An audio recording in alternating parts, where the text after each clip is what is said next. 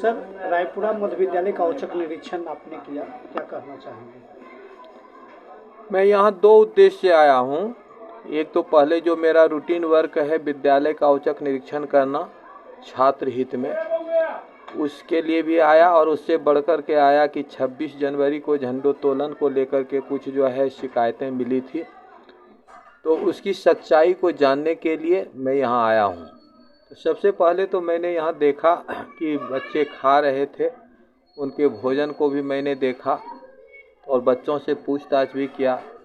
और अपनी आँखों से भी देखा कि भोजन वास्तव में ठीक ही बन रहा है, बच्चे भोजन से संतुष्ट हैं।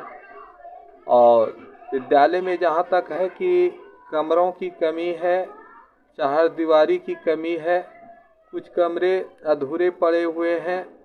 तो इस संबंध में हम अपने विभाग को भी लिखेंगे कि कमरे यदि मरम्मत की राशि आती है तो मरम्मत करवा दिया जाए और कुछ अतिरिक्त कमरों के निर्माण यदि संभव हो सकते हैं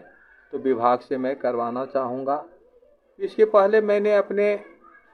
इस मोहल्ले के कुछ व्यक्तियों से भी, प्रबुद्ध जनों से बातचीत की और उनसे मैंने अनुरोध भी किया कि विभाग से तो मैं अनुरोध करूँगा, लिखूँगा,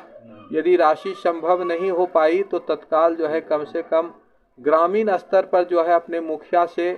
वार्ड सदस्य, ये सारे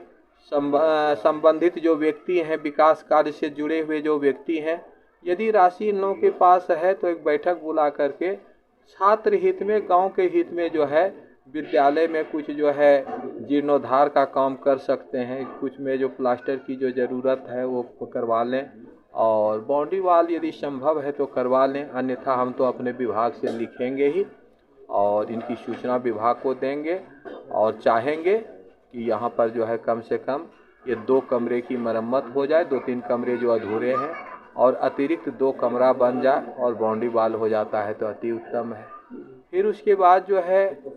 मैंने पूछताछ करना शुरू किया झंडोत्तोलन के संबंध में, तो हमारे प्रधानाध्यापक महोदय ने कुछ उस गूगल से निकाल करके झंडोत्तोलन के पिक्चर्स को भी दिखाया और उन जिससे प्रतीत होता है कि झंडा तो सही बांधा गया है और झंडोत्तोलन भी सही ढंग से ही हुआ होगा। लेकिन अब कुछ शिकायत जो आई है तो अब हकीकत क्या है ये तो और हमें जो है बातचीत करने की ज़रूरत है। लेकिन जो भी हो, फोटो देखने से वो जो गूगल से निकाला गया है झंडो